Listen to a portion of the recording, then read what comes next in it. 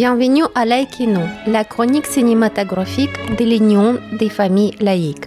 Le FAL prévoit dans ses statuts la création des services mutuels, notamment dans le secteur de divertissement et de la culture médiatique. Voilà pourquoi nous mettons à la disposition des citoyens et des familles les critiques et les conseils de visionnage des films et des séries en salle obscure ou en VOD d'Alain, militant de l'UFAL. Alain est un cinéphile invétéré et donc passionné qui saura vous donner envie de voir les œuvres qu'il apprécie et qui, selon lui, apporteront un bienfait culturel. Vous pourriez donc suivre ses conseils les yeux fermés et les réouvrir en famille au moment de visionner, bien sûr. Bonjour, eh bien oui, je suis Alain de Frémont et oui, je suis passionné de cinéma. Mais passionné de cinéma vraiment depuis mon enfance, depuis ma tendre enfance. Et aujourd'hui, je voudrais vous proposer un petit billet pour vous faire partager mes coups de cœur pour des films que j'ai aimés, qui restent là en moi et qui ressurgissent quelquefois à propos quand j'ai une discussion de cinéma avec mes amis. Ces films, je pense que vous pourrez les trouver en VOD, je l'espère, bien qu'ils ne soient pas, comme on le dit, des films grand public.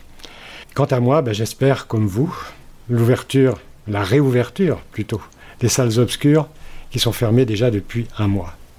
Donc je voudrais vous parler de 3 films assez récents et comme je vous le disais dans l'introduction, qui n'ont peut-être pas été considérés comme grand public, ce qui de mon point de vue est vraiment dommage.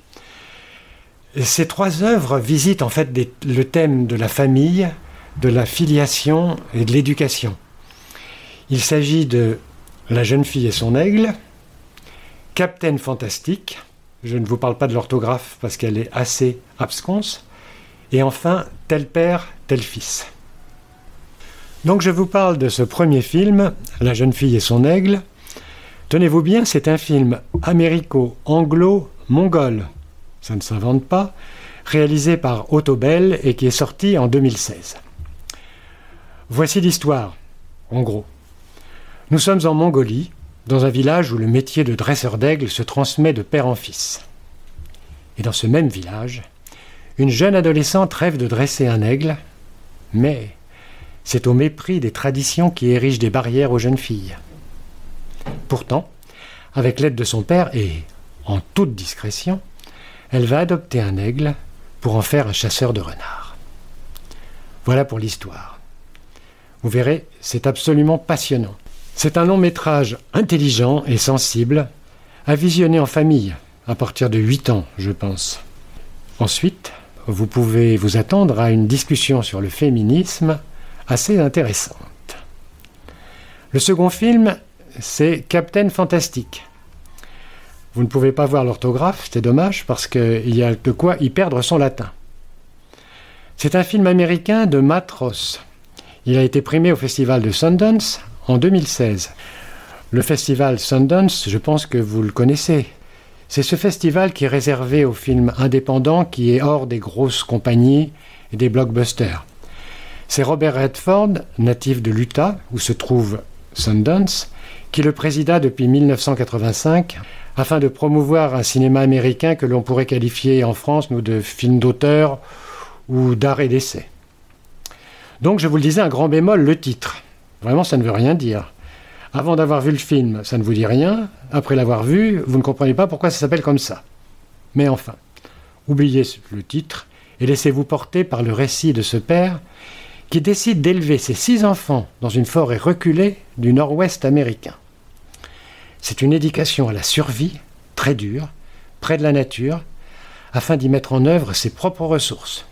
Mais peut-on vivre aussi longtemps et ainsi coupé du monde? C'est le destin qui va projeter ses enfants dans le monde extérieur et va obliger toutes les familles à se questionner sur ces fameuses méthodes d'éducation. Vous l'aurez compris, c'est à la fois une fable philosophique, mais aussi une satire féroce de la société américaine. L'utopie serait-elle la vérité de demain, comme disait Victor Hugo? À vous d'en juger. Quant au 3e film, c'est Tel père, tel fils. Alors là, je suis intarissable sur ce réalisateur japonais, Hirokazu Koreeda, qui est un des grands maîtres du cinéma actuel. J'aurai l'occasion de vous en reparler sur d'autres de ses réalisations.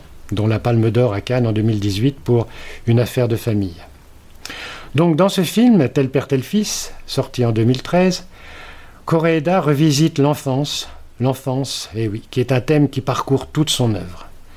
L'intrigue rappelle d'ailleurs celle d'un film français d'Étienne Châtillès que vous avez certainement vu en 1988. Mais si, souvenez-vous, les groseilles, les duquesnois.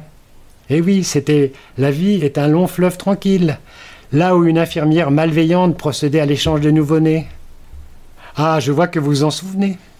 Sauf que dans son film, Koreeda abandonne la comédie pour porter un regard sensible et intimiste sur les liens du sang et la place de l'enfant dans la famille. Vous verrez, c'est d'une grande délicatesse et c'est absolument bouleversant. Je vous remercie et je vous dis à très bientôt pour une autre chronique. Merci Alain pour cette première chronique. En attendant de vous retrouver pour la prochaine émission de Laïkino, vous pouvez écouter via notre site ufal.org les dernières émissions de Laïcitade, la voie laïque et sociale. Les deux derniers thèmes traités sont la sécurité sociale et les identités face à l'universalisme. Vous pouvez aussi télécharger sur ce même site ufal.org notre trimestriel Ufal Info et bien sûr, si ce n'est pas déjà fait, adhérer ou faire un don défiscalisable à l'Ufal. À bientôt donc!